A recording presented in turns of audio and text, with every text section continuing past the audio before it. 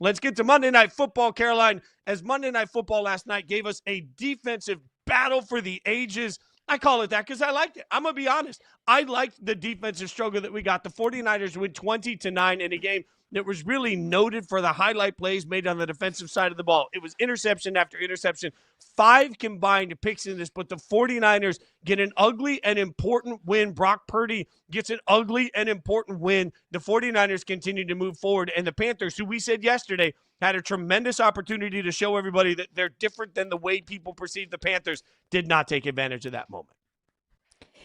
You call it a fantastic defensive battle. You could also call it some really bad quarterbacking. I think both things are true. It's two sides of the same coin. And look, the 49ers found a way on a day where Brock Purdy was bad. 3 picks for Brock Purdy on the day, and it really could have been more. There were several that just hit the fingertips of some Carolina Panthers defenders, but they found a way, made enough throws. Christian McCaffrey was running the rock incredibly well. He got the ball 24 times and honestly could have gotten it even more the way that he was running the ball. So the 49ers, it wasn't pretty, but it was beautiful because you find a way to win. You find a way to get an NFC win, and you continue to keep yourself in the playoff picture. But I think my biggest takeaway from this game is the opportunity that just fell right through the fingertips of the Carolina Panthers. The Bucs lost this past week, so Carolina was tied with Tampa Bay in the division. This was the perfect opportunity for Carolina on their first primetime game in 2 years to take down a team that we all view as a postseason contender, a team that was just in the Super Bowl a couple of years ago, the big bad San Francisco 49ers. This was an opportunity for the Panthers not just to overtake Tampa Bay in the division, but to take down a good team, a well-coached team, a team that people have a lot of respect for, and to do it on national television, because I don't think a whole lot of people have been paying attention to the Carolina Panthers. If you polled just a random sports fan on the street, hey, are the Carolina Panthers nipping at the Bucs heels in the division? They'd probably say, I have no idea and I don't really care. This was an opportunity for the Carolina Panthers to do something big, to prove them to everyone and to prove to themselves that this team was different, that this team demanded respect. And they just let a wonderful opportunity slip through their fingertips. So many things that were so questionable. Why you going for 2 when you're down 11 points? Why does Rico Dowdle only get the ball 6 times? Why do you continue to put the ball in Bryce Young's hands whenever he threw 2 picks and honestly, probably, frankly, could have thrown more? Why is Bryce Young throwing the football when you're at the 1-yard line after you get a pick deep into San Francisco 49ers territory early in that game? Just so many puzzling and confusing things, and an opportunity that was just big time missed by this Carolina team. Well, I mean, look, if you look at the stat sheet, one of the most incredible parts about this is that J.C. Horn, the corner for Carolina, had 2 picks. He had as many catches in this game as Teteroa McMillan had. Like, this was a lost offense from the outset, right? They tried 7 targets for Tet, but they tried to get him the ball. It wasn't there to be had. And then you mentioned the inability to run the football. It was the inability to even try to run the football. Rico Dowdle was 6 carries. To me, just screams something that we've been talking about on the show, and I'm going to say till I'm blue in the face. You cannot win against good teams if you lose your balance. If you are suddenly a team that overall, including Bryce Young, runs the ball 13 times in a game that was a 1-score game for much of the game. Like, this wasn't a 45-3 game where you were forced to throw the football. This was, for the most part, a 1-score game throughout, or at least it was within 10 points throughout, where you could still try to run the football. The only way they got the running backs involved were swing passes out of the backfield because nobody was open downfield. So I watched the Carolina team that abandoned any attempt at balance early on versus watching a 49ers team where Brock Purdy was 23 of 32. And, oh, by the way, they also ran the football 38 times. That's called balance. Like, Christian McCaffrey came out. And look, they had to be patient with it. 24 rushes, 89 yards, 3.7 yards a rush. It was just over and over and over. Feed McCaffrey, feed McCaffrey, feed McCaffrey. That's what I thought the Panthers would do with Rico, or even with Rico and Chuba Hubbard. Either way, like, that's what I expected to happen. The fact that they lost their balance so quickly as a play calling team, just to me, Carolina stands out as one of the reasons that Carolina just looked like they weren't ready for this moment. I mean, Rico Dowdle is the one that has gotten the Panthers to this point. I know that we are 1 week removed from a massive Bryce Young performance that shattered the franchise record for, for passing yards. I get that. But I think we can look at Bryce Young's body of work and acknowledge that that last week is more the outlier than it is what we can expect. Rico Dowdle now has enough of a sample size this season of carrying this Carolina Panthers offense. So going away from him so early was just puzzling to me. Just 6 carries, I would have had no problem. No problem at all sleeping at night if I was a Carolina Panthers fan. If Rico Dowdle got the ball 20 times and you still lost, I could sleep at night knowing that, hey, that's our identity. We're going to ride the horse that got us there. And I have no problem continuing to go back to the well. What I do have a problem with is how shaky Bryce Young looked in the passing game. And you continue to put the ball in Bryce Young's hands. To your point, credit to Kyle Shanahan for continuing to give the rock to Christian McCaffrey. I mean, that's the reason why we view Kyle Shanahan as an offensive genius. We don't necessarily view Dave Canales as an offensive genius, not nearly in the same stratosphere that we view Kyle Shanahan, because Kyle Shanahan had a feel for the game, acknowledged that his quarterback last night just didn't have it. I think that's a fair question to bring up too, Fitzy. What's our level of concern for Brock Purdy after a shaky at best performance last night? Look, I think timing was off and everything was just a little bit wonky, but I trust that Brock is going to get there. Some of these picks were great plays by the defensive backs. Some of them were balls that were a little bit late, just a little bit off. And that doesn't concern me, especially when you look at what's coming up. Let's not sleep on this. As much as we want to talk about the 49ers being broken right now, they're 8-4, right? And they've got the Browns coming up. Tough defense. I think Brock has got to clean this up quickly because now they get a short week to get ready to go to Cleveland where they have to take on the Browns. And the Browns don't scare me as a team, but the Browns defense scares the hell out of me if I'm San Francisco. They're going to have to play a lot more efficiently. And as I just mentioned, they just gave a lot of carries and a lot of catches to Christian McCaffrey, who now has a short week to get that body right, and he's going to have to carry the workload. So Brock's got to clean this up, Carolina. He's got to clean it up quickly for the 49ers to stay in this playoff conversation. Again, they're 8-4, and they are literally sitting a half a game ahead of Detroit to not even be in this playoff battle. Mm-hmm. I mean, Brock Purdy owes Christian McCaffrey dinner. Brock Purdy owes Christian McCaffrey a hug and a handshake and a pat on the back, a gold star, ice cream, a cookie, like whatever. Brock Purdy owes that to Christian McCaffrey. I mean, the entire team owes that to Christian McCaffrey because Christian McCaffrey carried the 49ers last night. And look, that's fine. That's what you need to do in order to find a way to win. And that's exactly what the 49ers did last night. Concern level, though, for Carolina. Look, it depends on what you think the ceiling is for Carolina. Carolina has 2 games left against the Buccaneers this year, and right now the Bucs are free falling. I think Carolina still has everything in front of them. I'm not sure Carolina is a great football team, but the opportunity to win their division is right there in front of them. Everything is still in front of Carolina for the taking, as long as they can go in and take advantage of what they have. You see it there. They have the Rams, the Buccaneers twice, and the Seahawks. Maybe as I say that out loud, my concern level just went from a 0 to 100. You look at that schedule, they're going to be the underdog in 4 out of 5 of those games. That is a brutal gauntlet to end the season for Carolina. It's brutal. And JC Horn was put into concussion protocol last night. They got banged up last night. So that even adds to the level of concern for this Panthers team. But also, there's 2 different ways to look at this upcoming schedule. You can either look at it and say, man, that's a gauntlet, or you can look at it and say, man, that's a crazy matchups against the Tampa Bay Buccaneers. That is going to be everything. Those are the most critical games upcoming for this Panthers team. They win both of those games, they likely win the division. So there's still as just bad as things feel today, probably if you're a Carolina Panthers fan, everything that you want to achieve is still squarely ahead of you. Yeah, I also think Carolina fans need to remember where we were week 1. If it feels bad in week 13 that we're saying, man, the schedule looks tough when trying to win your division, fact is you got a shot at winning your division. That says something. It also says something about the NFC. Coming up next, we'll break it down because there are some great teams in the NFC, but almost all of them have a flaw. We'll tell you about it next.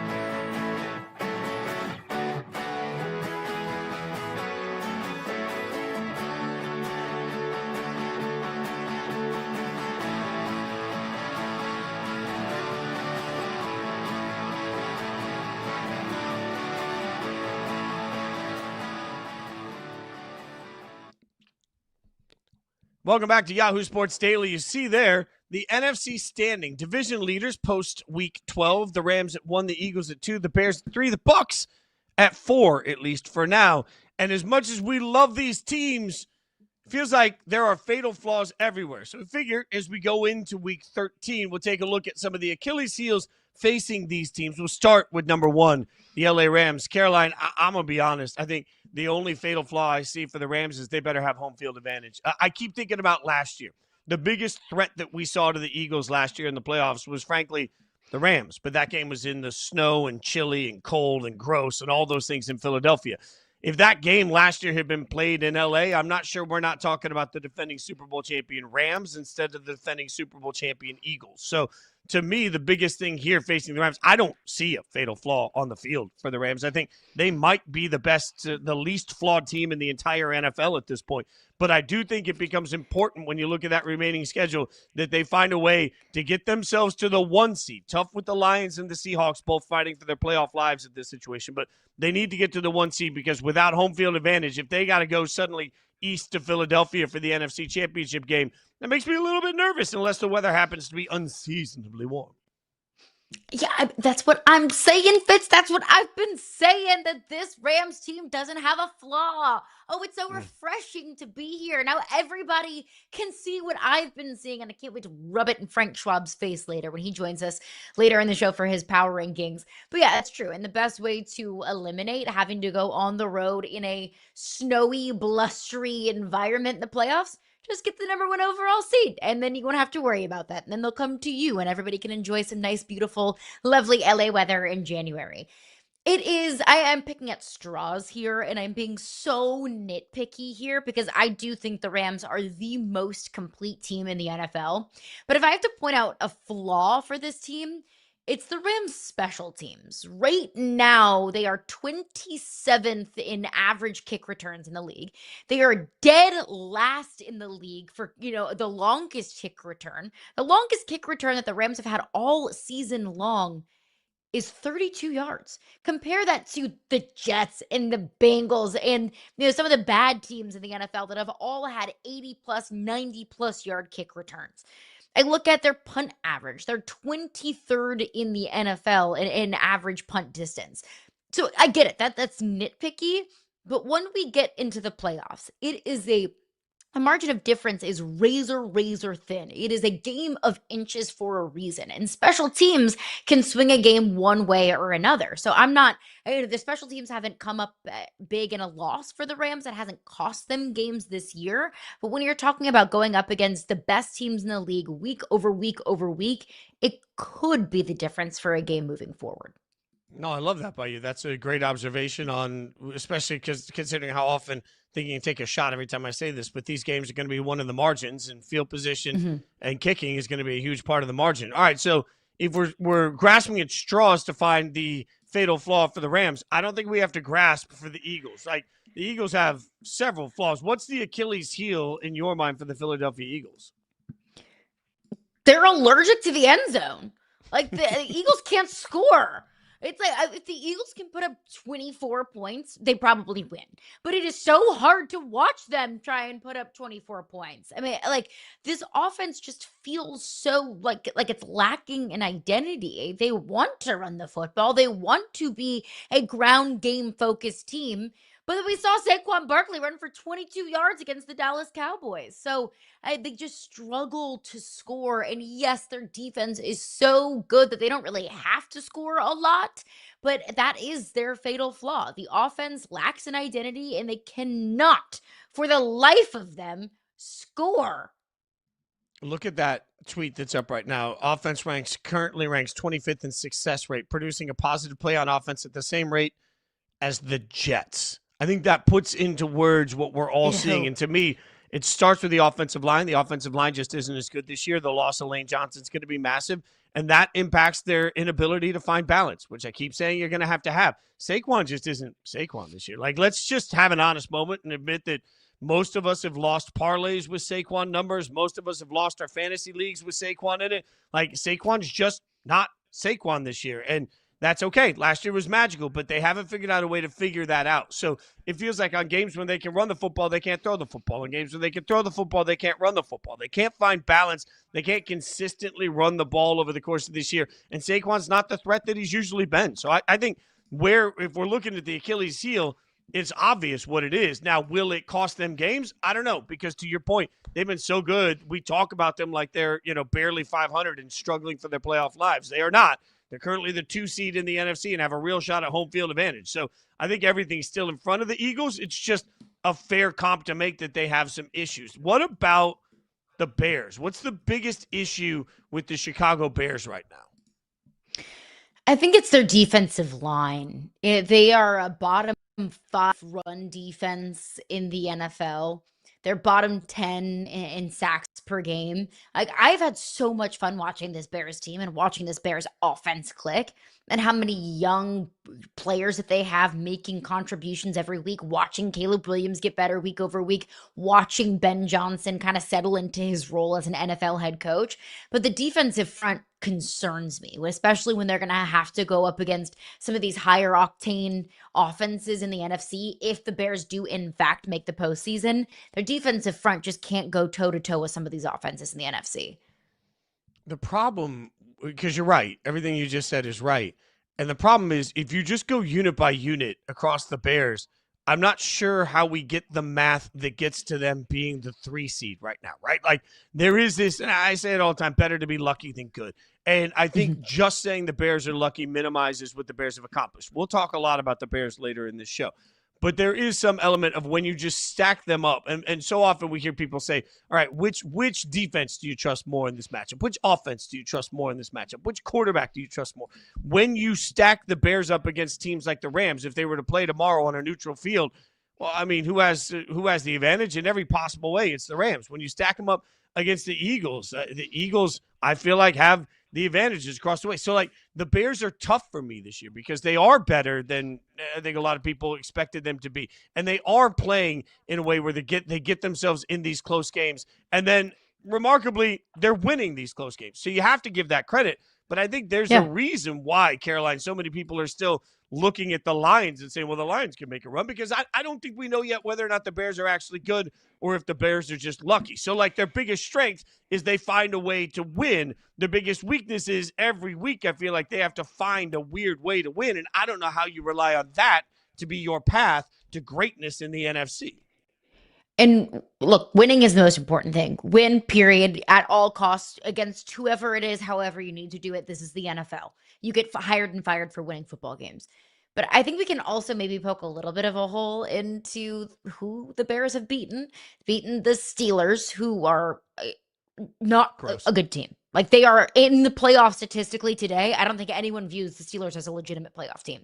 The Vikings, the Giants, the Bengals, the Saints, the Commanders, the Raiders, and the Cowboys early in the season. Like, this is a much different Cowboys team that we are seeing now than we did earlier in the season. So, like, look, Bears, prove me wrong. Bears, prove to me that you are a playoff team. But overall, you have to beat, you have to beat a contender in order to be a contender, and they have not beaten a legitimate contender.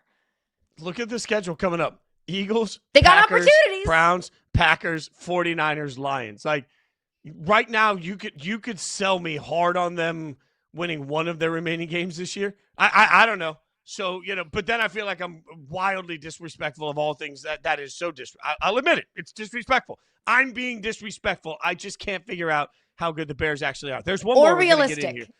Yeah, that 100%. I am ever the real. You know me. I'm ever the realist. It makes me the worst. All right. What about the Bucs? The Bucs are the 4 seed right now. To me, I think the biggest issue with the Bucs, Caroline, is that A, they're way banged up. It's all over the place. B, in the process of being banged up, Baker has just had to be this golden god, and it just hasn't worked. Like, Baker's not just played Baker football over the course of this, and they're asking, they can't win unless he's exceptional, and in an attempt to be exceptional at everything, it just hasn't looked good in that process. So now you have a banged-up Baker with a banged-up team, with a team that I'm not sure is particularly great to begin with. Tampa Bay, we do know that at this point an MRI showed it's a slight sprain in his non-throwing shoulder. Baker expected to probably try and give it a go this week. We'll see. I just don't feel good about the health of this team. And even if they are healthy, I don't feel good about what they're asking Baker to have to accomplish. It was hard to watch Baker last week. That last ball that he heaved downfield before halftime, then he was grabbing at his shoulder. It looked brutal.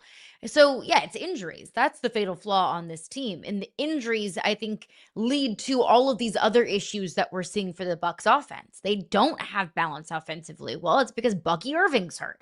Well, it's because they have a constant rotation at the wide receiver position. Chris Godwin is questionable. Mike Evans is on IR. Emeka Egbuka has been banged up. So then that forces Baker to have to be Superman. So all of these issues that you're seeing from this Bucs team, you can always go back to, well, injuries. And then if Baker's banged up for the season, then that is even a bigger issue, because then all of a sudden the guy who has been Superman for you can't be Superman for you because he's injured, because he's having to do too much. So it's just this constant kind of domino effect with this team. And I picked the Bucs as my team of destiny, my TOD at the beginning of the season, but I couched it with the same thing that we can couch pretty much any team in the NFL, but they had to stay healthy. Injuries had plagued this team before. They had to stay healthy. Well, they're not. When Chris Godwin and Mike Evans are both banged up, when Bucky Irvin, who is good for, $150 on any given week, is banged up, then what is this team? Right now, can we get the Buccaneers schedule back up here? I want to see who they've got going the rest of the way, because here's my question for you. They have a rinky-dink schedule upcoming. Right. So do you trust, we looked earlier at Carolina's schedule, do you trust this Buccaneers schedule? They got the Cardinals, the Saints, the Falcons, the Dolphins. In those 4 games, I would expect that they are a heavy favorite in most of them, which means it all comes down to 2 games against Carolina. But Carolina also has some other tough things in here. Do you trust the Bucs more as this 4 seed, or do you trust the Panthers more right now? I do trust the Bucs more for a few reasons. One, the schedule. I mean, the schedules aren't even comparable. This is a cakewalk versus a gauntlet for the Carolina Panthers. The second thing is the quarterbacks. I trust Baker Mayfield significantly more than I trust Bryce Young. And if you need a sample size for that, just watch the game yesterday, because Bryce Young was stinky yesterday. And of course, that's couched with Baker Mayfield's health and availability. If Baker Mayfield is going to play, but he's like 60% Baker Mayfield, well, then it has to be the Panthers. All of this is couched by Baker Mayfield's health, but I think I trust the Bucs more. Yeah, I think I agree. I trust the Bucs more. Also, I will say it loudly, there's going to be a bad team in the playoffs this year, and they're going to come out of the NFC South. Happens every year. That's going to be the one. All right, coming up, from trying to figure out who belongs in the NFC, we'll figure out who belongs in the NBA. The East has gotten wild. So, who are the top dogs, and do they get a seat at the Cool Kids table? We'll answer that next.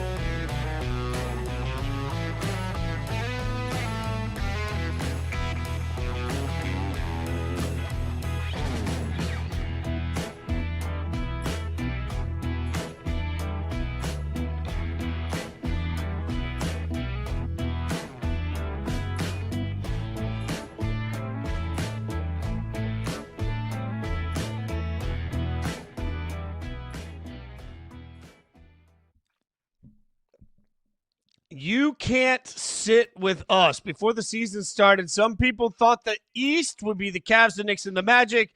Mean Girls taking the conference over, but slow starts have us expecting new teams at the Cool Kids table. Are you in? By the way, Mean Girls, we're fully operating under a Mean Girls show. I don't know which one of us gets the greatest film of all time. This is also great Photoshop work as we just represent. I'm not sure how the Magic got thrown in as Mean Girls, but I'm buying it. I'm buying every ounce of this. I'm buying it, Caroline. The Magic don't really feel like the Gretchen Wieners of the NBA, of this group in the East. They do feel more like the Karen, I think. But look, I'm not going to nitpick. Okay, because the Magic's dad definitely did not invent toaster strudel. That's big Cavs energy. Toaster strudel far superior to Pop-Tarts. That's not even a debate. All right, so let's figure out some of the teams that deserve a toaster strudel. Hit us up. Get some money. Let's look at some teams that belong at the table. All right, so let's start with the Detroit Pistons. Are the Detroit Pistons getting a seat at the table in the East at this point for you, Caroline? I am absolutely squarely giving the Detroit Pistons a seat at the table. I mean, they have won 13 straight games. And a fun little historical tidbit for you there. That has tied their franchise record. Twice in the Pistons' history before this season have they won 13 straight games. One was in the 89-90 season. The other was in the 2003-2004 season. Do you know what happened those seasons, Fitzy, whenever the Pistons won 13 straight? They won championships. So, consecutive winning streaks aren't always indicative of postseason success, and of course are not always indicative of winning championships, but it has boded well for the Detroit Pistons in the past. So I think they have all the makings of a championship team. They have a red-hot superstar in Cade Cunningham. They have a balanced team. They're solid defensively that can match their scoring, and it's a wide-open East. So 100%, the Detroit Pistons have a nice, cushy little seat at my table.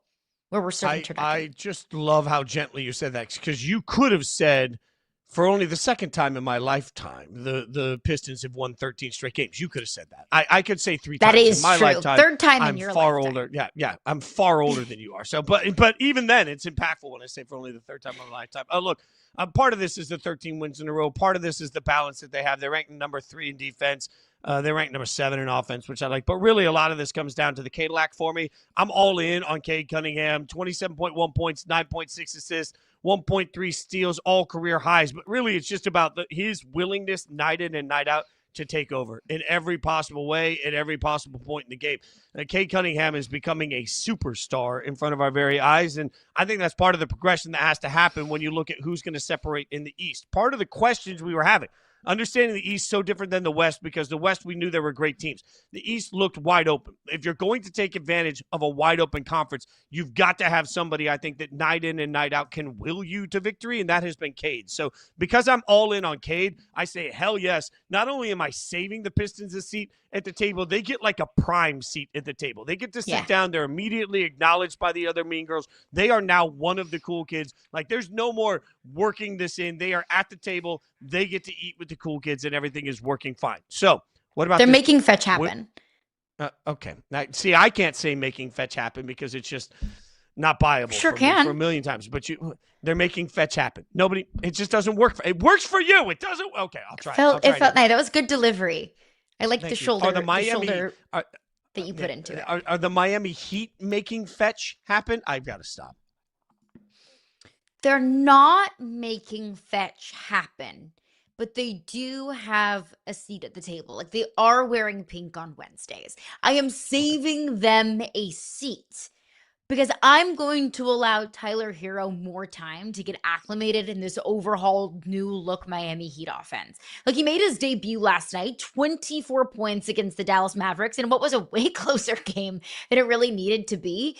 But even though Tyler Hero put up 24 points last night, it didn't always look easy for him. It looked like he was coming back 17 games into the season. He didn't shoot a single three, didn't didn't make a single three. He only shot 2 over 2 from the 3-point line last night. So early on, it felt like he was still getting acclimated. Things started to click over time. He was the leading scorer for Miami last night. So I'm going to allow Tyler Hero, obviously their bona fide superstar, to get acclimated into this team, to knock the rust off a little bit, to get acclimated into this offense before I can actually make my mind about how cushy their seat really is at the table. Do they get the head seat at the table? Do they get a nice little seat rest and a nice little, cushion on their seat? Or am I a little bit more tentative? So I'm going to kind of approach this with a little bit of caution with the Miami Heat. Okay, I like the way you said that. I'm less cautious, but also still a little so think about this. Whenever you come into a new school, and you've got like an older sibling that's already come in and been the cool kid, now everybody gives you a little bit of benefit of the doubt that you can be the cool kid, like you belong at the table, right? That's always going to be the heat, because as long as you have Spo as your coach, everybody's going to give you some benefit of the doubt. And then you mentioned Tyler Hero is a bona fide superstar that we've seen playoff moments from. So when you have certain brands, I think you get a little bit more consideration. Here's the thing. Right now, I think the Heat are wearing pink on Wednesday, but they haven't actually been invited to the table yet to have that right to do it with everybody week in and week out.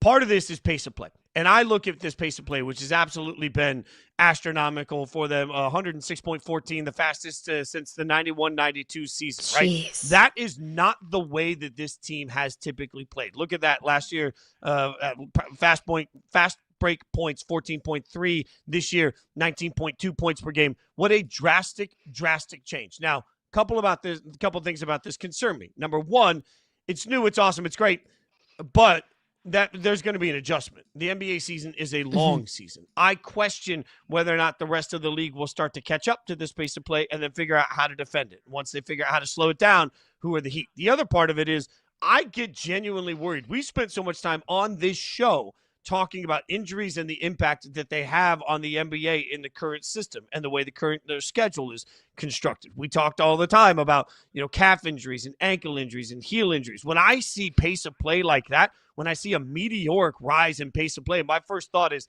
it sustainable? Do you have the depth to sustain it? And can you make it through an entire season without injuries when you're playing at that pace of play? Like we just saw Kerr step back and say part of the reason that we have injury concerns is pace of play. So it becomes a concern for me, Caroline. Like, look, they're wearing the pink. Everybody knows that they probably will get to wear the pink, but I'm not sure that they really get to the table yet. I think I'm going to wait and see.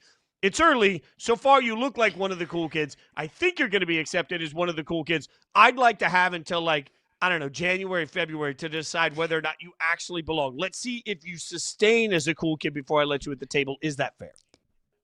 I think that's totally fair, and I think that's exactly where I am. Is this new look offense sustainable?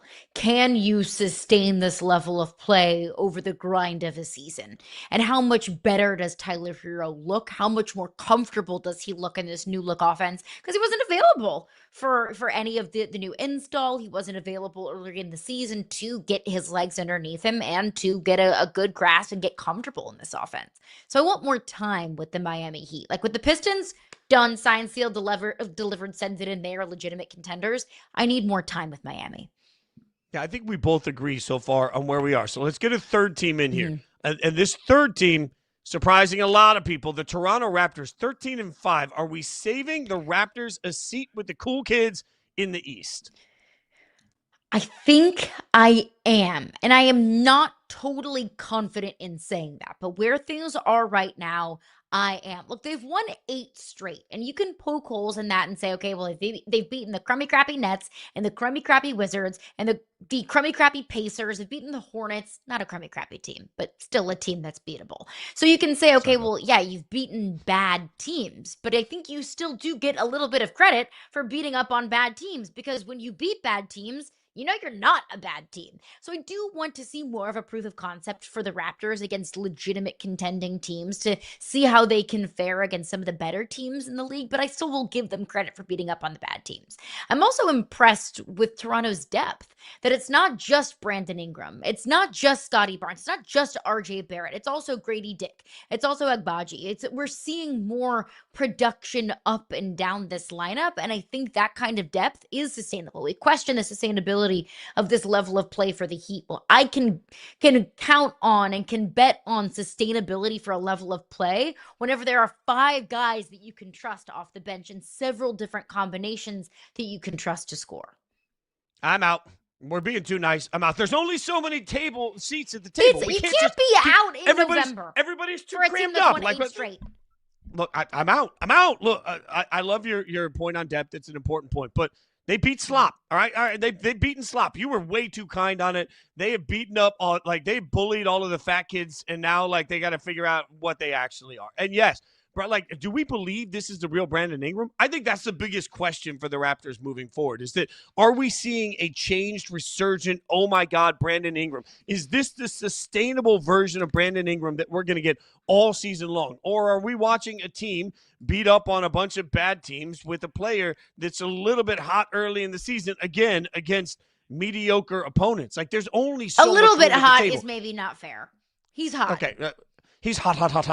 All right, but again, like, who's he playing against at some level? Look, am I willing to eliminate everybody else? Like, am I willing to bet over the course of this entire season that the Cavs are going to cede their seat at the table, that one of the cool kids is going to leave? Am I willing to bet that the Knicks are going to leave the table to leave enough room for the Raptors? You can talk me into it, obviously, as we've talked about for the Pistons. You can talk me into it for the Heat, although I'm a little nervous.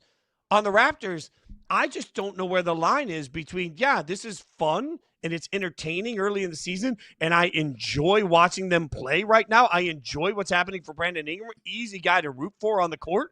But do I really believe it's sustainable? Am I going to trust by the end of the year that the Raptors are better than the Knicks or the Cavs? I am not. The Magic are a team that I think has maybe given us all pause for putting them at the table in the first place. So maybe you could talk me into the Magic aren't going to be there. But there's only so many seats. So if I got to choose between all the teams that we're trying to cram at the table, we've reached the spot where, in honor of Thanksgiving, there's only so much room at the adult table. The Raptors get sent to the kids' table. It's more fun. It's going to be enjoyable. But the food's not as good. And at the end of the day, that's where they're relegated to.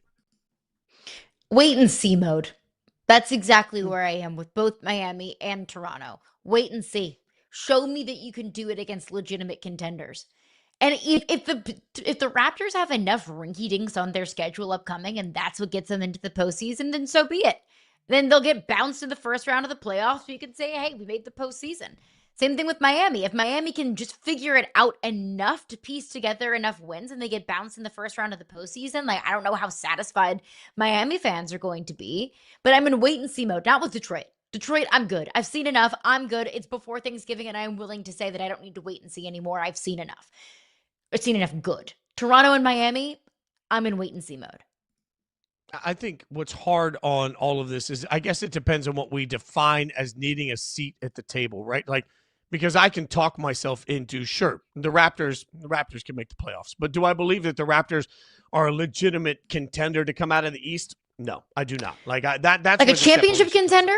No, not yet. Or just not even like a deep playoff run. Do I believe they're a deep playoff run team? I have a hard time talking myself into a deep playoff run. Although you do make a very important point that they may have the opportunity just to feast on the fats all year long. They may just be able to feast on the beasts all year long and just stack up the wins. All right, from the NBA to the WNBA, we're trying to figure out. We just figured out who can contend.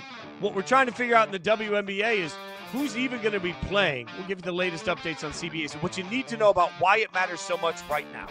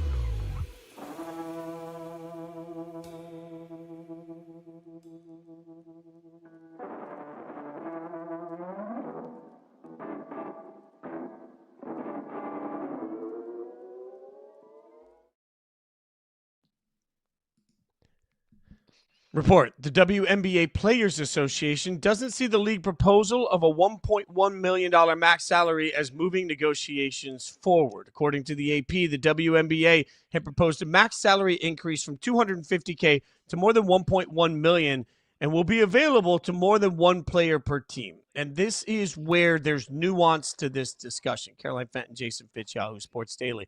I want to stress that we see these numbers and they feel like funny money, Caroline, but there's so much more to it, and where the money comes in and how the money is going to be spent and how the players get it and what percentages it's related to. This is not a simple situation. This is very complicated. And I think the complications only continue to rise as this situation drags on because, frankly, we have a WNBA that believes one thing, and we have a WNBPA, the Players Association, that is very lockstep, that believes in trying to protect the future of their sport. It feels like this is getting more galvanized, not less, over time. Yeah, I think it's important to point out that $1.1 million supermax number, yeah, it sounds great. You can say, oh my gosh, that's a 3 to 4 times increase over what they were getting. That's great. But I think you have to look at those numbers the same way. Maybe we look at like people's weights, right? If you say you're 150 pounds, well, that could mean a million different things. Well, how tall are you? Are you a man or a woman? So on and so forth. So I think the scale is important. While it's a massive increase from the previous maximum salary, what the WNBPA and the players are fighting for is a percentage of revenue share, not a hard and fast number. Because $1.1 million in WNBA money today might be a far cry from what it is 5 years from now. What players are fighting for, what they want, is the opportunity to grow with the revenue of the league. Because $1.1 million in today's WNBA is chump change compared to the NBA, for example. Now, nobody's asking for NBA money, and everybody acknowledges that the WNBA is not nearly as lucrative as the MNBA. We all understand that. But what they want is the same kind of share, this same, a share that looks like the NBA share, that they want percentage. If the WNBA makes X number of dollars today, the idea is the WNBA in 5 years will make significantly more than that. The players just want the cut of that. Which, by the way, is how every other major sport is broken down. I have to stress that. And I think the danger in this becomes the calendar and opportunity. Right now, as many people learned, for better or for worse, I think a lot of people had no idea when Brittany Griner's situation started that so many women play overseas in the offseason. I think a lot of sports fans in America were a little dumbfounded to find out that most women that were playing in the WNBA were not just playing in the WNBA, Caroline. They're playing all over the world because you got to go out and make money while they can make money, right? And so to me, when we talk about this dispute going on and on and on, I continue to look at Unrivaled. I continue to look at what is currently named Project B. And you look at the other leagues that are talking about forming, and I look at a players association that is truly together and bonded, and they're not making enough money from the W that they have the loss. Like one thing that creates cracks in the collective bargaining for most major sports leagues is that when you are, for example, in the NFL Players Association, there are over 2,000 players in the NFLPA. Some of those players are on, 3-year lives, and some of those players are on 10-year lives in the league, right? Like some of those players are at the end of their time, the beginning of their time. Some are making $350,000 or $400,000. Some are practice squad guys. Some are making millions and millions. So trying to get them all aligned is incredibly difficult. Nobody in the W is making so much money that they are aligned, that they are cracked in that same process. So you have a more galvanized players association than ever. So I look at other leagues that are talking about forming and say, my God, like if I'm the WNBA, I do have to understand I may not be the only game in town. And I would argue that if another league came in tomorrow and decided to fund properly, as long as they got the 10 superstars you need the most, they could go out and compete with the WNBA tomorrow. So I think the WNBA has to understand that this is different than a negotiation even with the NBA because of the power that these women have together and because of the fact that none of them have made that same level of income to this point. They are incredibly galvanized, but there is there's a sense of urgency as they negotiate this CBA. The extended deadline is November 30th. So we're 5 days away, and all reports are that the WNBPA is not on board with some of the proposals that have been released by the WNBA. We got 5 days left.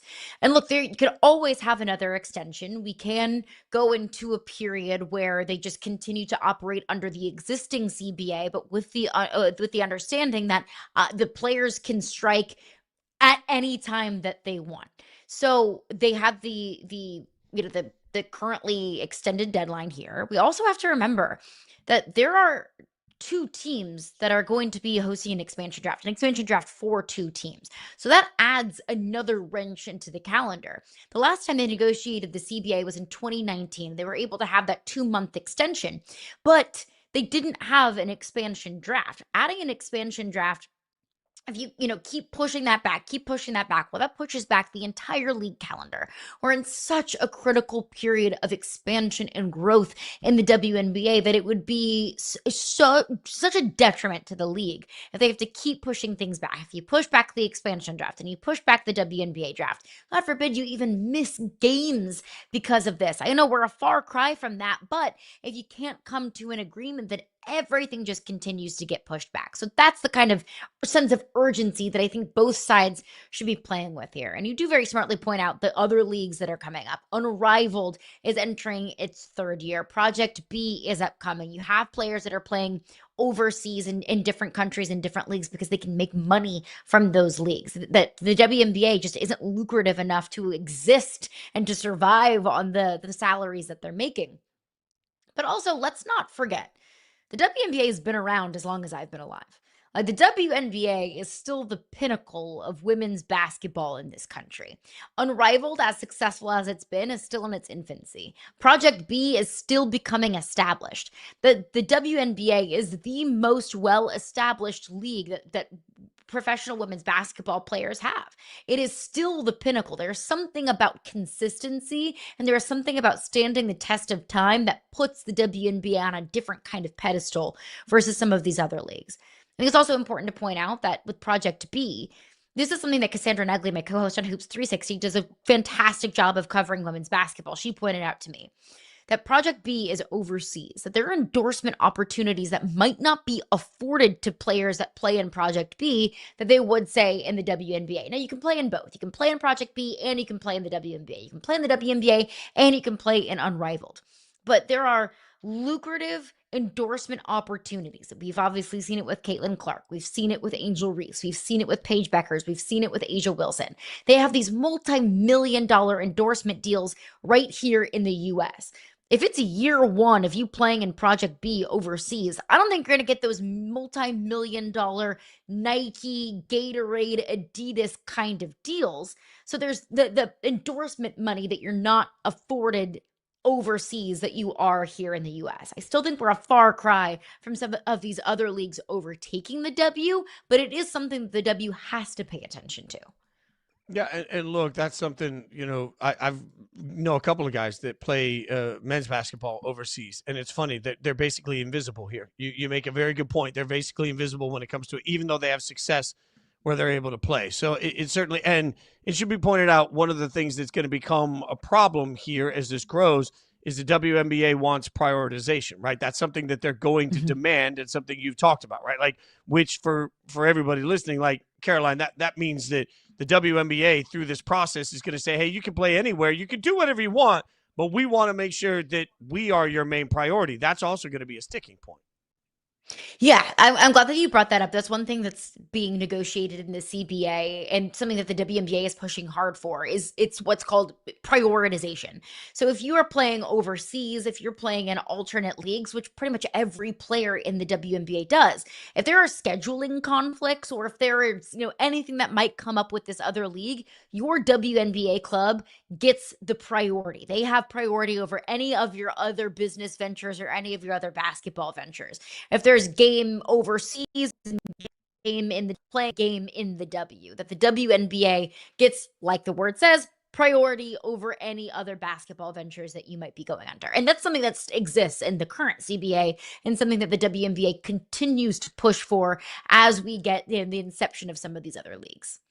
But it's also something you have to pay for. I will just remind everybody, as somebody that used to live on a tour bus touring in music, when I first got my first gig at ESPN, everybody said, why don't you do both? Why don't you go ahead and stay with the band, keep touring, and work at ESPN at the same time? And my first question was, sounds great. What happens when I have to be on TV and I have to be on stage the same night? And nobody could answer that. So prioritization is always going to be something that's out there, but it's something you got to pay for. We'll keep breaking down all the negotiations because it is far from simple. We'll keep you updated on what it means. Coming up next, John Fanta going to join the show. We'll get a breakdown of everything happening in college basketball coming at you next.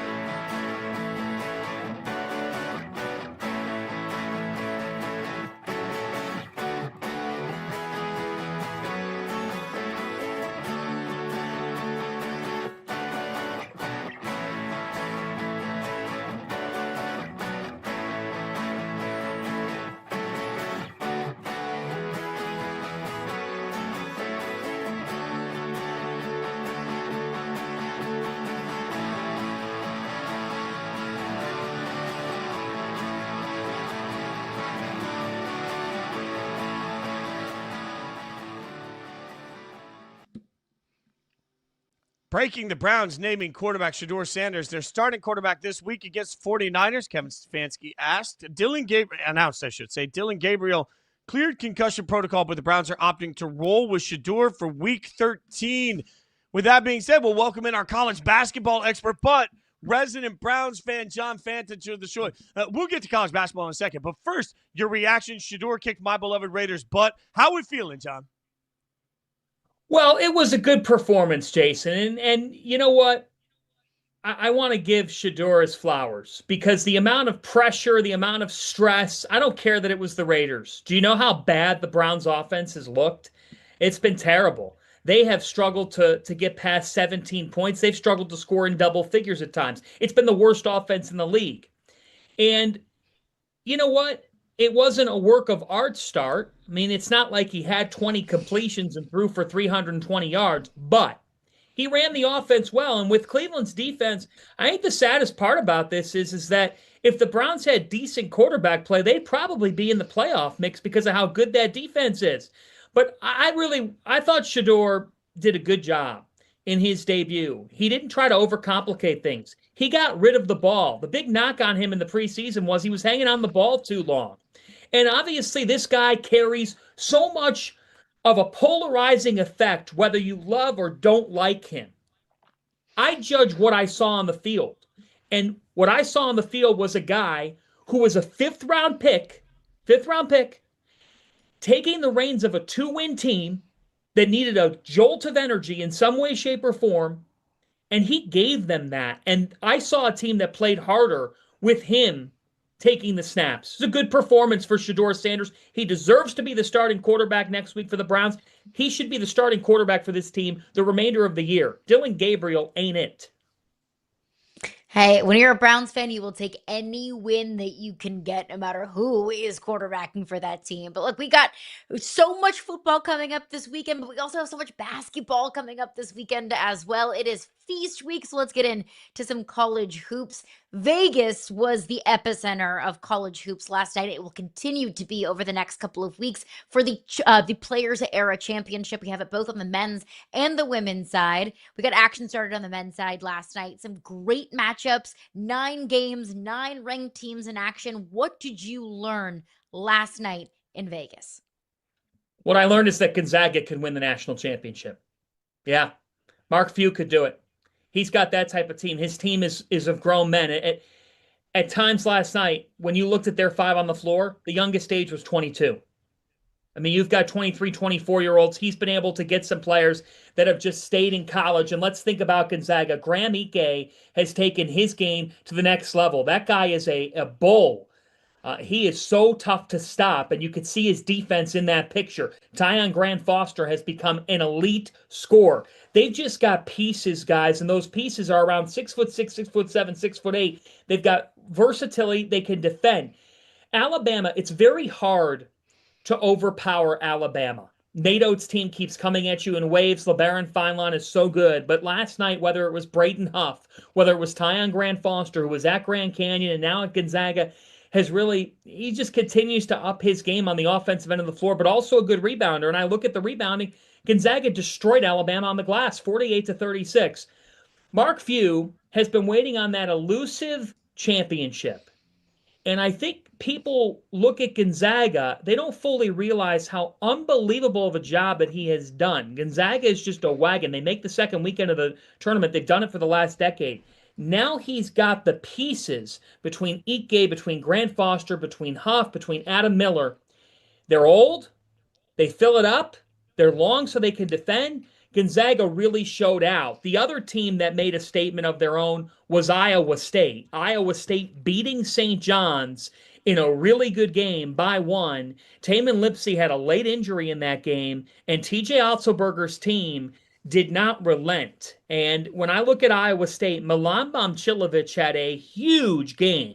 I mean, his ability to make tough shots against Rick Pitino's defense was really something. So for Iowa State, the Big 12 was the big winner. On day 1 of the Players Era, the Big 12 went 4-0 with Iowa State beating St. John's, Baylor over Creighton, Kansas, even though they don't have Darren Peterson, Flory Badunga was still that good. Syracuse, if you're an Orange fan, you're encouraged. Nobody ever comes close to Houston. If Red Autry's team had made any free throws, the game goes differently. But guys, the Big 12, which just claimed some equity in the Players Era tournament and is going to have more teams in this event, which is taking over college basketball. Brett Yormark has a league that could be the best in college basketball. All right, so then what about the other side of that Iowa State matchup? What's the level of panic for St. John's at this point for losing yet again to a landmark opponent? Well, let's revisit this in about 8 hours, and I'll text you and we'll check in, because if St. John's loses to Baylor today, Rick Pitino is not going to be the person that you want to see on the Vegas Strip tonight. This guy hates to lose. What's wrong with St. John's? Well, offensively, late in the game, I felt they played hero ball, and I felt they took some really poor shots. And the question of point guard for this team is real. Last year, they were able to generate point guard play, and Kadari Richmond supplied it a lot as the season went on. And then when it wasn't him, it was Davon Smith or R.J. Lewis. This team, they're relying on Dylan Darling, who comes from Idaho State. This is a big level up for him. Let's be honest here. Zupi Ejiofor is really good, but he needs some help. Ian Jackson, he's been inconsistent. They brought in these couple of sophomores, Joe Sannon and Ian Jackson, and neither one of them has been good enough yet. So for St. John's, they got to defend the 3 a hell of a lot better to get past Scott Drew's team. And they have got to take some better shots. I just felt that offensively, they were really disjointed late in the game. This is what happens for some teams when you load up on transfers. Now, I would say this to you guys.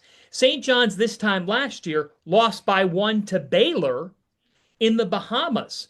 So this is a revenge opportunity for St. John's. But that being said, St. John's had taken early losses last year and ultimately went 31-5.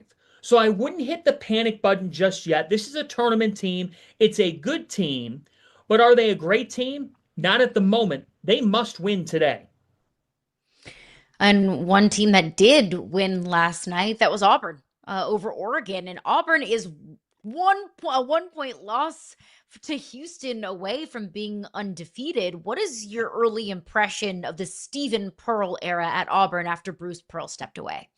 Well, it's a great question. And my early impression is give Stephen credit. You're taking over a situation. How many times, guys, have we seen the lead chef leave the restaurant, and then they try to keep the same recipes, and you go back to the restaurant and you're like, this food doesn't taste the same? Well, because it just can't be made the same, because the attention to detail is not going to be all the way there no matter how much you teach someone. But give credit to Stephen Pearl. His Auburn team beat a good Oregon team that won this event last year and has Jackson Shelstad and Nate Biddle. So I look at Auburn, number one, they guard. I mean, defensively, to hold Oregon to 73 points and hold them to 27% from three was a really good performance. But to Todd Pettiford, if you didn't follow college basketball for much of last season, when you did follow it, you had to have heard the name Todd Pettiford. He was an electric factory for Auburn as a freshman, and now he's doing it as a sophomore. And when you combine him with Keyshawn Hall, who they brought in from UCF, Keyshawn Hall is proving that he's really a force. He's 6'7". He's a guy who is really difficult to defend. And I just think they've got the right mix of pieces and toughness, where Bruce Pearl left Stephen with a full cupboard of talent. But again, it's on the coach to be able to get his team to play to the identity that he wants them to be at. Pettiford's a lead guard. Hall helps them out as well. And, you know, I thought that Elijah Freeman gave them some good minutes. I thought that Kevin Overton gave them some quality minutes. This is an Auburn team that's proving that they can stay near the top of college basketball. And I do believe, people might not have been saying it publicly, but guys, I believe Auburn was being doubted on the moment that Bruce Pearl left. And I can't blame people for doubting, but Stephen Pearl showing, I can do this job. So what are your thoughts on this tournament as a whole? Feast week is obviously crazy for everybody, but this particular tournament with NIL is different. So give sort of everybody the breakdown of what you've seen. Well, for those who don't know, you're talking about upwards of $2 additional million to an NIL budget for the champion of this event, and several other dollars that are allocated for participation and for top tier finishes. The Players Era Championship is only going to grow. It is college basketball's new premier multi-team event. It's going to be 32 teams next year, and the plan is for it to continue to increase and expand and just continue to be the front porch of college basketball's Thanksgiving week. Look, you have Houston, you have Alabama, you've got St. John's, you've got Baylor. I mean, you've got Michigan. By the way, Michigan could end up winning this event. Michigan or Tennessee, who I didn't talk about. Rick Barnes is in this event. There's now a women's component that features some top-tier programs. I mean, big-time programs. You see Corey Close at the top of that graphic and what she's doing at UCLA, but it goes beyond her. Duke and a great women's field. This is going to be the premier event in college basketball's Feast Week. Now, there's a lot of people that are reacting to this event and saying, what about the other events? Is it taking from the other events? The answer to that question is yes, it has taken from other events. The Maui Invitational is not as good as it once was. The Battle for Atlantis isn't either. That being said, we are in an adapt or die space in college basketball. Don't tell me that these MTEs, these other multi-team events, cannot find resources to be able to draw the likes of teams who are not in the Players Era, like Duke, like North Carolina, like UConn, like Michigan State. And I could continue on. So there's people that are whining, guys, saying that this event, it takes from the other events. How about we stop with the whining, acknowledge that this event has set a standard, and that other events need to have an NIL component included to be able to help the sport. This event is providing double-digit amount of high-profile matchups throughout the course of this week. Since when is that bad for college basketball? There are people who are curmudgeonly and who are saying, I don't like the Maui. I don't like. Here's the thing. There's 365 teams in college basketball. There will always be teams that will pay the money to go out to Hawaii or the Bahamas. You might argue and say it's not as conducive without the NIL of the players era, but where are these teams going to play then? Not all of them can be a UConn and play Illinois at Madison Square Garden and play Florida at Madison Square Garden and play BYU at Boston. It's not feasible for other teams. But if I'm these other event holders, or if I'm an investor, if the players era could do it, why can't some other group of people do it? That's where I stand with this. And my thought process is college basketball has to find ways to provide marquee showdowns. The players era is filled with them. It's filled with them on both sides. And in an NIL world, I think we all have to acknowledge things are changing, times are changing, but change doesn't necessarily mean it's for the worse. But before we get you out of here, John, we've talked a lot about these dynamic and explosive freshmen, Cameron Boozer, AJ Dybansta. Boozer, we've seen 7 games. AJ Dybansta, we've seen 5. So it's a small sample size and it is very early. But who has impressed you more of those two? Ooh, man, it's tough. I mean, it's like picking, for me, it's like picking between the stuffing and mashed potatoes on Thursday. They both offer a lot of upside. I'll tell you what, I would say Dybansta has Dybansta, and it's not on any of you guys, but a lot of people have been all over with the name. He prefers AJ Dybansta with the A. Well, I would say him because of the ability to break down a defender, make really difficult shots, hit the three, defend. Not that Cam does not. Cam Boozer does all those things too. But when I'm watching AJ, his first step and his fade step, meaning when he backs you down and fades away and drills a pull-up J, he just has this total package that says to me, if it clicks, long-term NBA all-star level, look at the body. I mean, for a kid at this age, to be 18 years of age and have that level of a frame and that level, I mean, he just has this next NBA-like gear. When we're talking NBA, who do I think will have more success this year? I think it'll be Cam Boozer. So there's a little bit of a twist on my answer there. But if we're asking who I'm more impressed by, I was not sure if Dybansta would be able to play his way at this level because his way does entail him having the ball and doing things that we've seen other players do in college, like a Ben Simmons. Now, ultimately, we know how the NBA career has gone. It did feature some good, but we know how it's gone. Some things that make you say, oh, I don't know if that's going to help in college because it's still a team game. AJ's blending all that really nicely, and so he would be my pick in this debate for who I've been more impressed with. I knew Boozer would be winning. All Cam Boozer's ever done is 1, and these 2 guys would be 1 and 2 for me in the draft, and Darren Peterson would be 3 right now. It's amazing to be old enough to be watching Cam Boozer. It's just crazy to me. Follow him on NBC Sports, obviously. Follow him on Twitter, X, at John_Fanta. John, we appreciate you coming on, man. Happy Thanksgiving. Thanks for joining us again. Love your breakdowns of college basketball. Love your excitement. Good luck to your Browns for the rest of the season, too, brother. Thanks for hanging out. Let's shock the Niners. Happy to join you guys. Happy Thanksgiving. Enjoy the stuffing and the mashed potatoes. Thanks. We will enjoy all of it. Coming up next, Bears fans are enjoying Chicago. But are the rest of us doing enough to appreciate Caleb? We'll figure out how they can change the narrative next.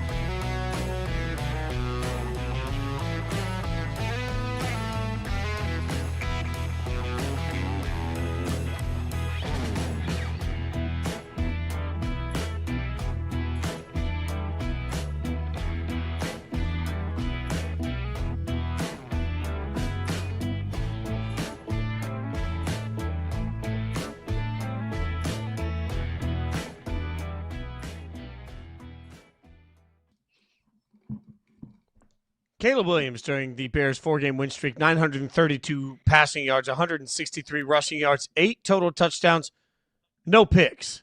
Yet it feels like no respect is coming to the Bears despite the way that they're playing. There's 4-0 record of the month and all of these touchdowns, and it just feels like we haven't been able to buy in. The question, Caroline, is what's it going to take for us to all suddenly embrace this Chicago Bears bandwagon? Beat a good team. I will always say, in any sport in America, in order to be a contender, I need to see you beat a contender, especially if you're new to the table.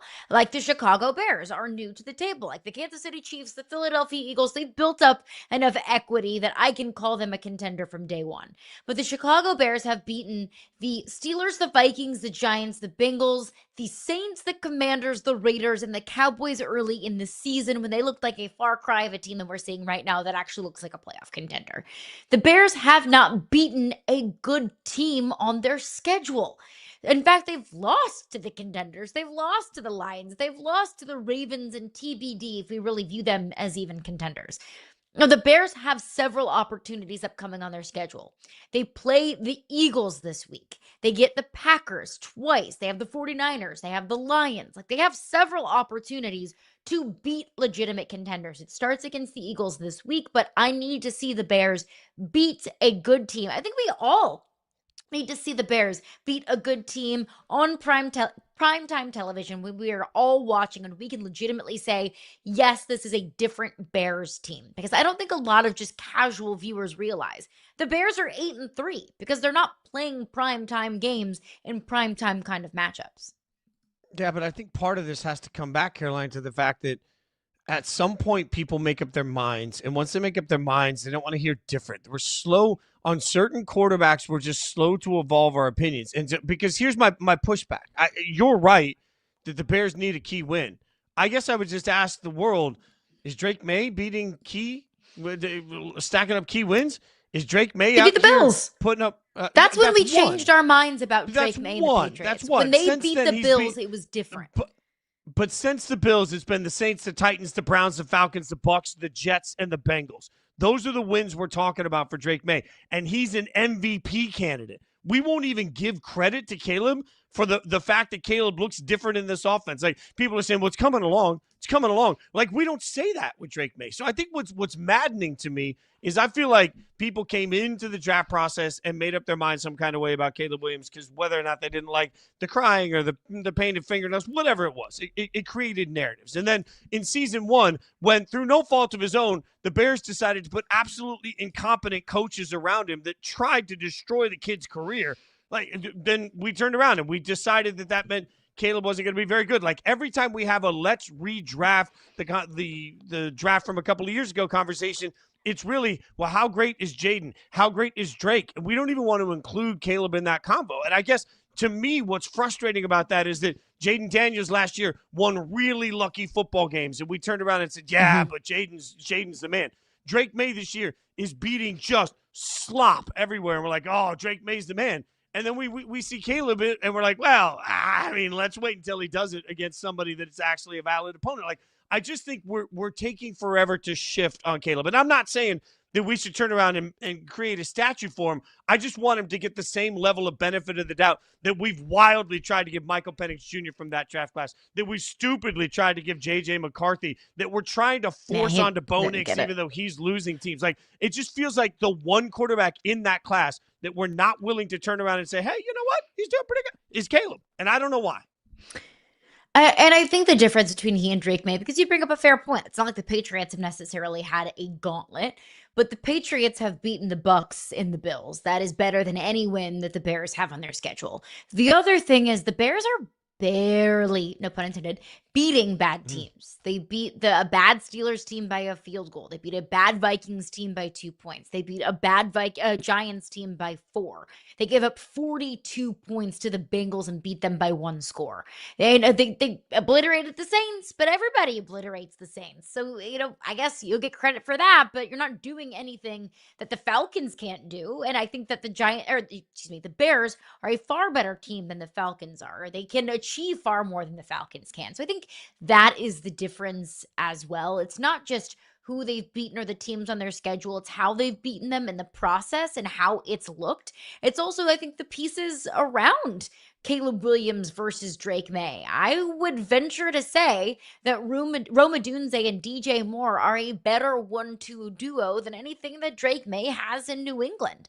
So I know I'm picking at straws here and I know I'm being nitpicky, but I think that Drake May has shown us a more explosive style of football. I think Drake May has shown us more than Caleb Williams had. That's not to say that I'm not going to change my mind about Caleb Williams. I've been incredibly impressed by what I've seen from Caleb Williams. I think we've seen maturity. I think that we've seen growth. We can watch Caleb Williams make a back-breaking, dumb decision and a bad throw, and then he can bounce back from it. Maybe previously, whether it was Caleb Williams at USC or Caleb Williams in his rookie season, if he made a mistake like that, you could sense it. You could sense that it was sticking around and it was staying in the back of his mind.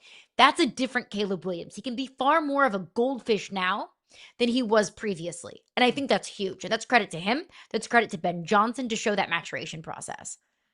And that's all really fair analysis. I think Ben Johnson has had to rebuild a quarterback that the Bears did their best to break in season 1. So I look at this with some grace to where this thing is going. And I agree with you. I'm not sure the Chicago Bears are actually a good football team this year. Just like I wasn't sure if the Commanders were really actually a good football team last year.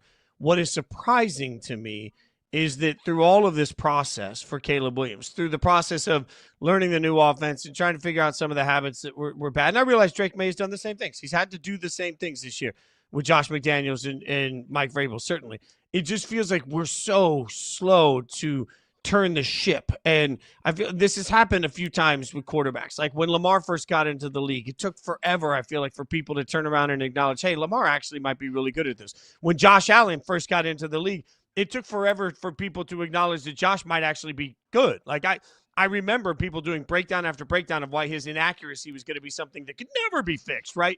And then by the time it got fixed, now it feels like we've overcorrected and we won't steer the ship for any critical thinking on any. Like it takes forever for our narratives about quarterbacks to be changed. And I think my frustration, particularly for Caleb, is that right now, is Caleb better than Drake May today?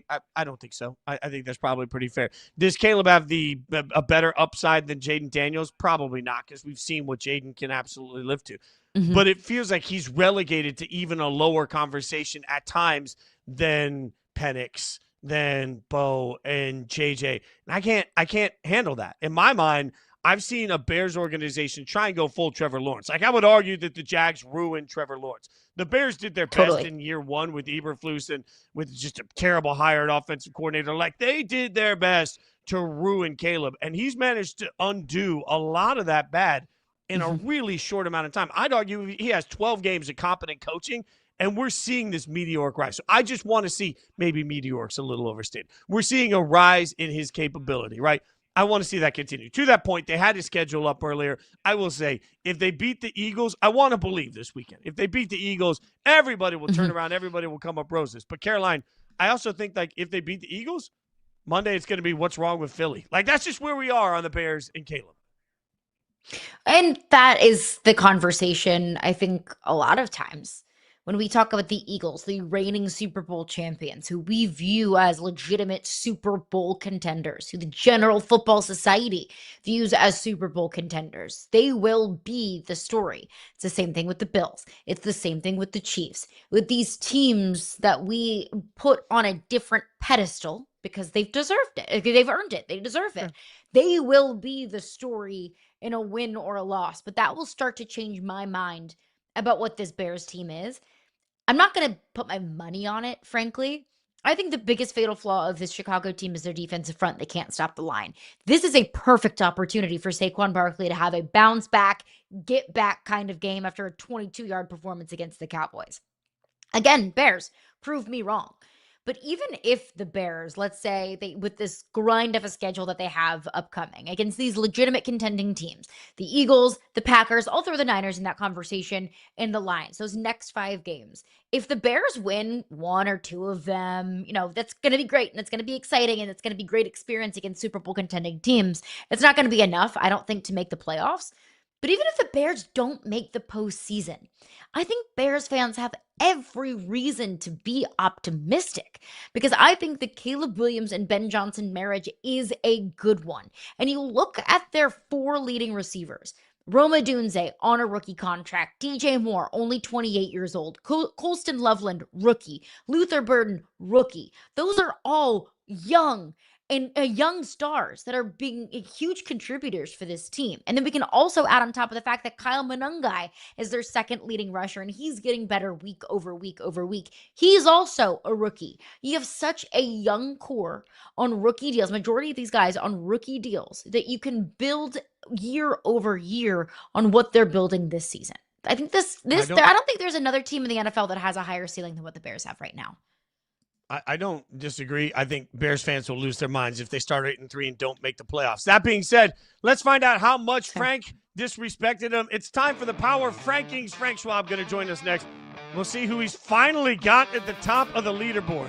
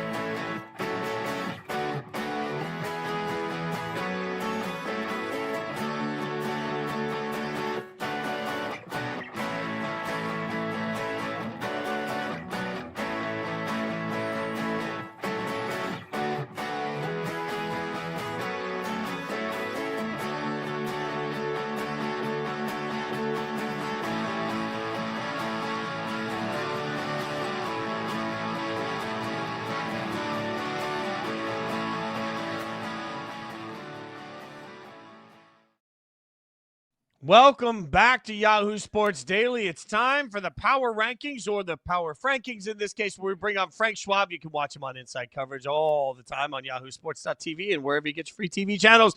Caroline Fenton, Jason Fitz. This is where Frank gives us his 32 teams ranked top to bottom, and we let him know how poorly he ranked them this week. Frank, let's get the rankings up. Welcome to the party. I will give Caroline Fenton the floor because you finally have come to your senses. Finally. At last, you are giving the Rams their due, Frank. You have no idea. We were on our pre-show call on Sunday evening, and I said, I can't wait to rub it in Frank's face. Whenever the Rams are the number 1 team in the league, finally, the Rams get their due. Feels good. Frank. They do. I bet it does. I bet it does. Yes, the Rams finally ascend to the top spot. It was hard to get them there based on the fact that the Eagles had beat them head-to-head. But now that the Eagles have fallen off of that first quad box right there, it's hard to deny. The Rams look so good on Sunday night. They dismantled the Buccaneers team, who, by the way, is going to still moonwalk to the NFC South championship. Like, the NFC South stinks, and look at the Buccaneers' remaining schedule. But it was really impressive by the Rams. It's hard to find a weakness. I will say this, though. The Rams are the number 1 team right now. Deserve it. Fully deserve it. They could win a Super Bowl. They also might not win the NFC West. I mean, the 2 best teams in the NFL probably play in the same division this year. It is going to be really, really fun to watch that race the rest of the year. But yes, the Rams, look, Matthew Stafford should be MVP right now. As much as I love touting non-quarterbacks for the award, it's Stafford's to lose at this point. The defense is great. The receivers are awesome. Like, the coach is awesome. Like, there's nothing to pick holes with the Rams right now. They are the number one team right now. So, Frank, let me ask you this question then, because I've gotten some grief in our production meetings. Our great producer, Mike Goldfarb, mentions it all the time. This is his statement he always makes. The Rams are clearly the best team in the NFL. And I am the one in the show meetings every time that says, well, I don't know if it's clearly. Like, I really like the Seahawks. So for you, how clear is it that the Rams are better than the Seahawks today? Yeah, and it's funny because everybody's got the Rams number one this week, and I get that. We forget, it's 18 one-game seasons. That's what we do when we cover the NFL. We forget that 9 days ago, the Seattle Seahawks in Los Angeles, after throwing 4 interceptions, lined up for a field goal to beat the Rams on the last play of the game. Like, they were that close. And Jason Myers missed a 61-yarder. It happens. But they were that close to, we were sitting here talking about, nobody can beat the Seahawks. They just went in, they threw 4 interceptions, and they beat the Los Angeles Rams in their house based on one play. Like, that's how the NFL goes. We switch. The narratives just completely flip every single week. So don't count out the Seahawks. The Seahawks are a really, really good football team. Rams have some tiebreaker advantages going forward if they, if the Seahawks even win in week 16. If the Rams win the rest of their games, they win the tiebreaker in the NFC West. But clearly, they're not clearly the best team in the NFL because they're not clearly the best team in the NFC West. Remember, again, 21-19 just 9 days ago in LA told me that the Seahawks are right there with the LA Rams. I mean, the Seahawks could have won that game, but they didn't. Important to point that out as well. One team that was at the top of your power rankings last week, not even in the top 4. So let's see where they are in this next grouping. The Eagles at 5, down 4 spots. The Colts, after losing to the Chiefs, down 3. Green Bay Packers up 2 at 7. The Detroit Lions down 1 at 8. Frank, I've been saying this Eagles team is kind of like the check engine light on my car. It's like it's up there for so long, and you ignore it, and you're like, my car will be fine, everything will be fine. I don't want to go to the auto body shop, and then all of a sudden your car breaks down, and it's like, well, I had those warning lights there. It's kind of felt like that's how the Eagles have been, and that finally came to fruition against the Dallas Cowboys. That is so good. I'm going to steal it at some point. That is Please really, do. really good, Caroline. Hats off. That's fantastic because you're absolutely right. I did ground them a little bit, moving them down 4 spots. Even though the Eagles are still a really good football team, but blowing a 21-zip lead like they did, I mean, against a Dallas defense that has really not been good all season. I get it. They're better with Quinn and Williams. Great. Awesome. You still should not go like your last 9 possessions without scoring after you take a 21-zip lead. Saquon Barkley had the chance to close this game out. He had 22 yards on 10 carries. The 482 touches from last year that we all predicted were going to come back and bite Saquon Barkley. He's going to have a bunch of regression. That has come to pass. He is just not the same player this year, and that really sets back their offense. Jalen Hurts hasn't looked good. Their offensive play calling is not good. Like, there are a lot of things not to like about the Eagles, but I still will say it's not a bad football team. Like, this team could still win a Super Bowl. Like, that's how crazy this Eagles season is. And I've talked about this. We've talked about this. It is the unhappiest championship good team I've ever seen. Like, it just seems like there's no joy. There's no celebration. It's just every day. It just seems like they just hate coming to work. Like, everything is bad about the Eagles. They're still 8-3. They're still going to blow out the Bears on Friday. We'll get to the Bears and how Chicago hates me. But yes, the Eagles are still fine, but I had to move them down after that. That's a bad loss. And like you said, the warning signs were there and it finally came back to bite them. What about, before we move on this one, shout out to my buddy Steve. Steve texted the group of guys on Sunday, Lions fan, diehard Lions fan. And Steve said, our window's shut. We missed out on our opportunity for the Super Bowl. We're getting outcoached by the Giants, and this team sucks. Like, where are the Lions a Super Bowl caliber football team this year? I'll say yes, because when it's good for them, it's really good. We've seen their top gear dropping 52 on the Bears, for example. Like, we could see, like, okay, this is the Lions we expect. This is the Lions from last year, all that kind of stuff. But when it's bad for them, it's really bad. Like, if Jamar Gibbs wasn't Superman on Sunday, they're going to lose at home to Jameis Winston and the Giants. Like, if the Giants just take a field goal late in the fourth quarter, as Malik Neighbors pointed out, they probably beat the Lions. If Jake Bates is a field goal doesn't bend to the left suddenly. Like I've never seen a field goal bend before after 59 yards out. They lose to the Giants at home. I still think there was a little bit of a look ahead. I think that they're so focused on this Packers game that there was a little bit of okay, we're going to beat the Giants, but we're really focused on the Packers on Thanksgiving. But we'll see.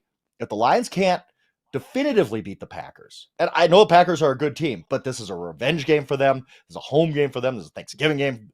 The crowd's going to be into it. Everything points to the Lions should take care of business on Thursday. And if they don't, that's at the point where I'm going to say this team just ain't got it this year, at least as far as the Super Bowl contender goes. Let's get to then the controversial. This is going to be the most controversial grouping of the entire power rankings here. The next four, because Frank, you've got the Chiefs at 9, up 1. You've got the Ravens, who look like garbage, beating the Jets, up 1. You've got the Bills down 3, and then the Bears 8-3. The Bears just sitting there for you. Why do you hate Chicago, Frank? I do, as I talked about it inside coverage yesterday. The state of Illinois, they just got their investigative tools out, their powers of observation, used all their brain power in that state. Now that they've moved on from the Cubs losing to the Brewers in the NLDS, and they figured out on Illinois catching strays. They figured out I'm bald because of the 700, 800 comments on that Instagram post of me calling the Bears frauds. Like 699 of them pointed out that I don't have hair. Like, I don't know this. I get it. That's when you got nothing else to say, that's what you go with. And Bears fans do have nothing else to say. They celebrated a 3-point win over Mason Rudolph and the Steelers at home. Like, okay, we've arrived. We're here. The Bears' best win all season. Best. The only win all season against a team with a better than 500 record was that win by 3 points at home against the Steelers. That's all they have on their resume right now. They have won 6 close games, I believe, by 5 points or less. They should have lost to the Giants a couple weeks ago. They almost lost to the Steelers at home on Sunday. I'll say this, and you talked about this in the previous segment, and I do agree. Go and beat the Eagles on Friday. I'll take it all back. I won't call you frauds anymore. I won't say you're out over your skis. I won't say you're going to lose 5 of your last 6 to miss the playoffs. Anything like that, I'm done. I won't say it. Go beat the Eagles. Prove yourself. Because that Eagles, I think, are still a pretty good team, but they're vulnerable.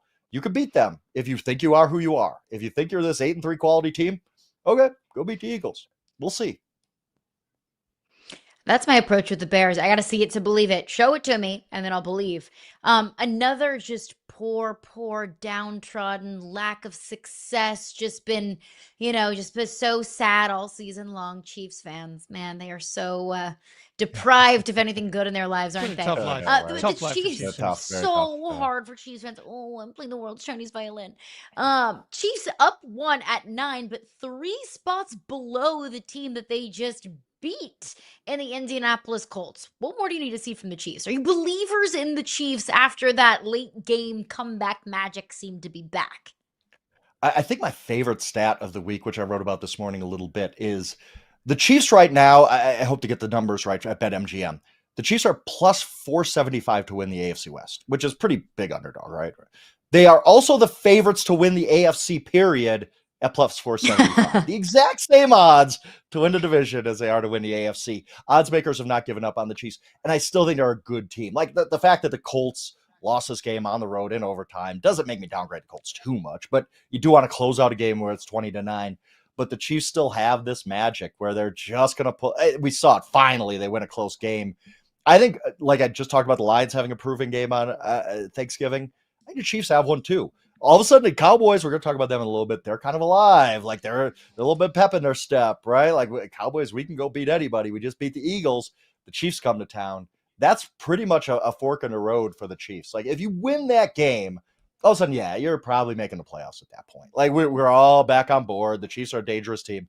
But if you lose that game, okay, now you're kind of set back. So I kind of hedged my bets a little bit here with the Chiefs. I do think they're a very good team. I don't think they're much worse than they were last year.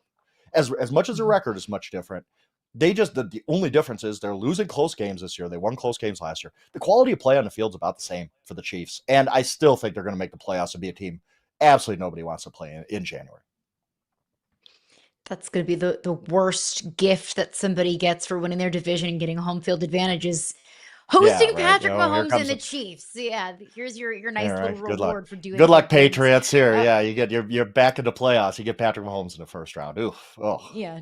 T's and P's. Hope you have fun with that one. All right, let's get to the next grouping. A team that we just saw on Monday Night Football last night. The 49ers at 13. Jags up 1. Chargers up 1. The Bucks down 2 at 16. We saw a truly disgusting performance from Brock Purdy last night. A 3-interception performance against the Panthers. And it really, honestly, it could have been more if their DBs had better hands. Permission to overreact here. Are the 49ers better off with Mac Jones than they are Brock Purdy? No, I'm not going there yet. But I started to take a little bit of my victory lap on Twitter yesterday. Just kind of felt it out a little bit of the whole, because Fitz knows this better than anybody because we did inside coverage for so long. I said over and over and over again, Brock Purdy's a good quarterback. He's good in their system. You should not pay Brock Purdy. Because Kyle Shanahan can find somebody to basically be Brock Purdy. Kyle Shanahan's a cheat code here, not Brock Purdy. And now we're sitting here talking about, well, maybe Mac Jones should get in the game. Yeah, I talked about this. You shouldn't pay Brock Purdy $53 million when Kyle Shanahan is maybe the best offensive coach of football. Like that just made no sense to me. And we're kind of seeing that. But no, they're not benching Brock Purdy. They're not better off than Mac Jones. I still think your best shot is with Brock Purdy. You've already paid him, so that's already done for. So you got to go with Brock Purdy. I don't think he's a bad quarterback by any means, but I think he's pressing a little bit. And I just think we're going to get to a point too, by the way, where the 49ers are going to have to kind of reset their roster because of that contract a lot of ways. And I look at they're right now by week 17, 18, they're going to be playing the weekend at Bernie's thing with Christian McCaffrey. They're going to be dragging him out there and be like, here, put the ball in your chest again for 38 more times. I can't believe how they're using Christian McCaffrey this year. But to me, that signals like Christian McCaffrey ain't going to be there next year because they're going to have to dump some of these really, really big salaries. So they're really making a run for it this year. I don't know they got the defense to do it. You just kind of happened to play the Panthers last night, and they're terrible offense yesterday. My goodness, the Panthers were awful last night. So I think the 49ers are still just one of those teams. They're going to be in the wild card round. They're going to be dangerous. But to your point, they're going to need better play for Brock Purdy if they're going to even win a game in the playoffs or even make the playoffs. If he continues to play like this, they might get tripped up by a team they shouldn't get tripped up by. Yeah, and Frank is right. We argued many times about whether or not to pay Brock Purdy, and Frank looks like he was right on that debate too, at least so far. It's early. Let's get to the next grouping of 4 that we've got here because we have this one has some interesting teams in it. You've got the Texans at 17, the Cowboys at 18, the Steelers 19, the Panthers 20. Texans, They have a shot at the playoffs in your mind. They've got the Jags and they've got the Colts left in front of them. Yeah, and it's all there for them. And the one thing I will say is that's the best defense in football. I mean, and I had been saying that before. They absolutely obliterated the Bills. That was one of the more impressive defensive performances you're going to see. Like they just got after Josh Allen. Josh Allen got sacked 14 times all of last season. He got sacked, 8, 9 times on Thursday night? Like they were just all over him. And that's what they've done all season. DeMeco Ryans is a really, really good coach. They have a lot of talent on that side. I still worry about the offense. I do. Like they just have trouble in the red zone. They have trouble protecting the quarterback, although it's getting better. I just don't know if they're going to be consistent enough on offense to make the playoffs, but that defense gives them a chance. You got to kick somebody out of the playoffs if you're going to put the Texans in. And I don't really know who they get. Maybe it's the Jaguars. Maybe they get over the Jaguars because of that head-to-head win when they stormed all the way back to beat them with Davis Mills in the fourth quarter. And then you beat the Jaguars in their place and get the tiebreaker. I could maybe see that happening. I could see the Chargers maybe falling apart with their offensive line in shambles. But I don't know. The Texans have a playoff quality defense, and I'm not sure about the rest of it. And they've dug themselves kind of a hole. It's going to be, they're the team. They're really kind of the team to watch in the AFC down the stretch here to see if they can make a run for the playoffs and knock somebody out. Maybe it's the Chiefs. Who knows? Let's stay in Texas, though, because after the Cowboys beat the Raiders, I said, okay, that's great. That's the Raiders. Yeah. And then they beat the Eagles. And then my interest was instantly piqued. Are the Dallas Cowboys a playoff team? No, not playoff team. I just don't think they're consistent enough. And there's a lot of teams ahead of them in the NFC. The NFC's deep and it's good. And Stacked. Again, you got to play the game of, okay, who do you kick out of the playoffs? All right, even if the Bears fall apart, like I think they might, like they still have 8 wins already. Like there's still a big lead in the race for a lot of these teams in the NFC. But I will say the Cowboys are playing a lot better since they got Quinnen Williams. I think they're getting a little bit of confidence. And I hate to move the goalposts and say, all right, beat somebody. Oh, you beat the Eagles. All right, I'll do it again. But go beat the Chiefs. If you beat the Chiefs at home, I'm willing to have this conversation. Until then, I'm like, I don't really know if they're a playoff contender, just because, again, they dug themselves a hole and so many teams got so far ahead of them in the NFC. But hey, beat the Chiefs on Thanksgiving, and we'll talk about it next Tuesday, because that will be the statement of, all right, Dallas is ready to make a push here, and they might, all these wild card contenders in the NFC got to keep an eye on Arlington, Texas, to see that team in its rearview mirror. Put up or shut up time for lots of these teams that we're going to see this weekend. But let's get into the bottom third of the NFL, the next grouping of Frank's rankings. We have the Dolphins up 1, the Falcons up 3, Vikings down 3, Bengals down 2 at 24. Does Joe Burrow coming back change anything, or to what extent does Joe Burrow coming back change things for you for the Bengals?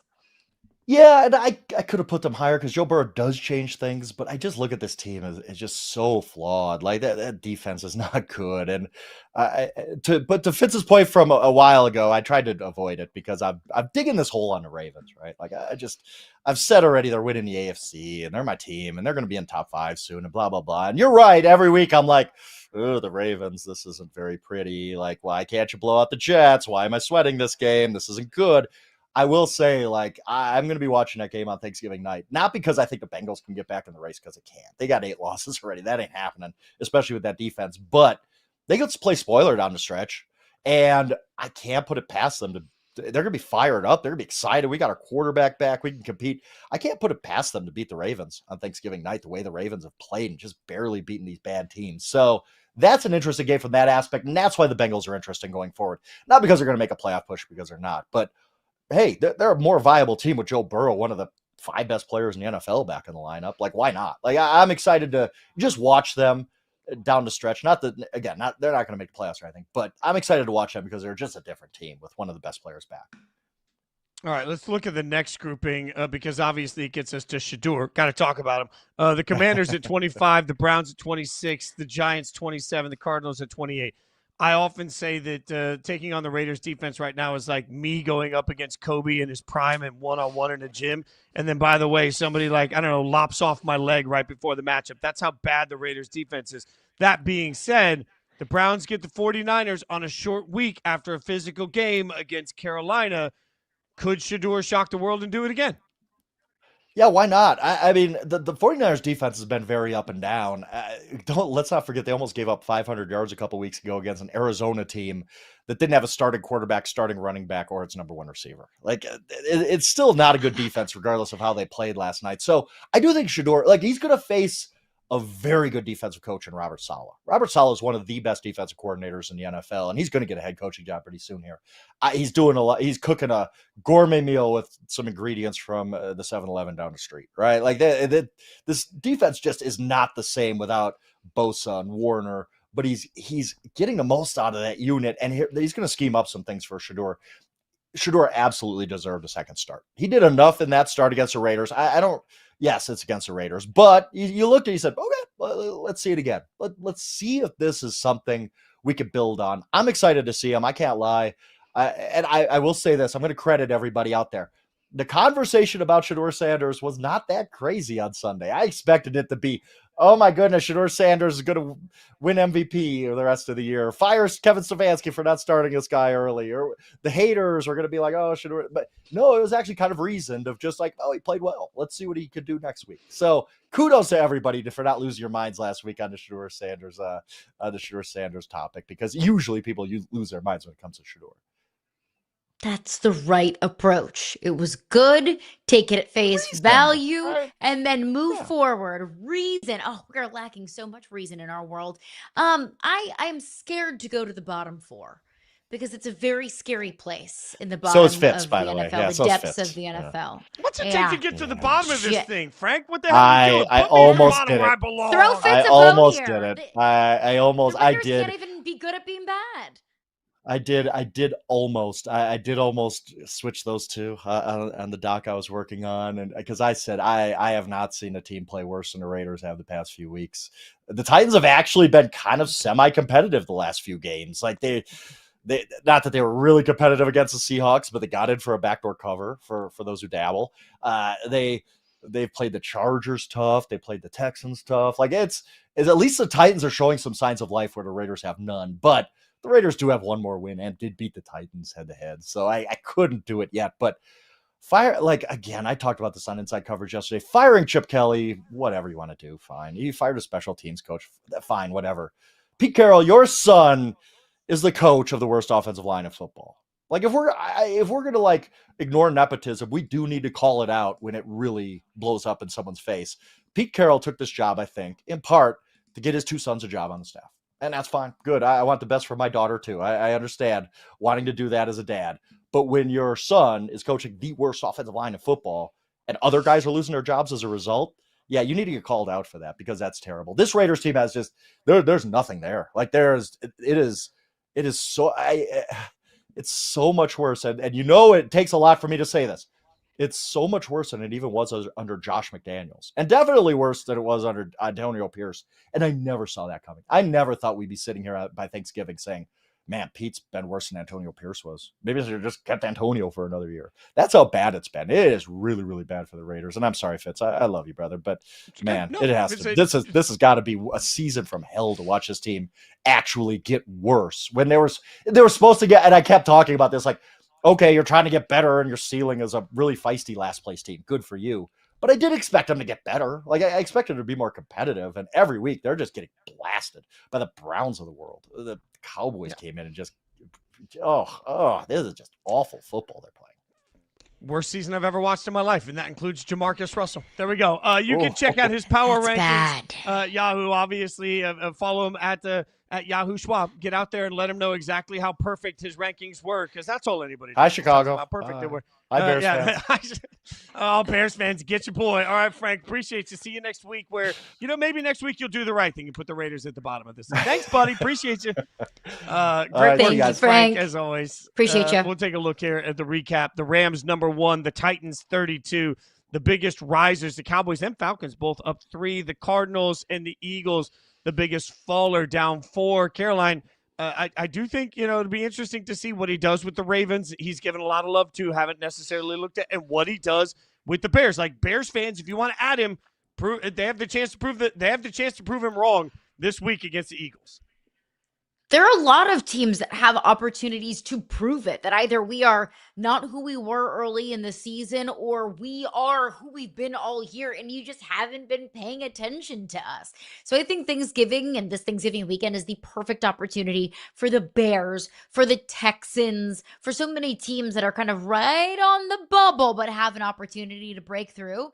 And I think Frank was right with the risers and the fallers. Look, the Cowboys getting their due and the Eagles getting, paying the price for losing that game, blowing a 21-0 lead to the Cowboys. I think that's right. Like the Cowboys are getting the credit and the Eagles, rightfully so, are down 4 spots. Doesn't mean they can't find their way back up, but that's how bad that loss was. Well, and one of the most important things Frank said in that entire segment is that we are so week to week in the way that we react to everything in the NFL. And I just don't think you can be. I think in the modern NFL, you got to look at things in 3 and 4 week blocks. It's much more difficult to do.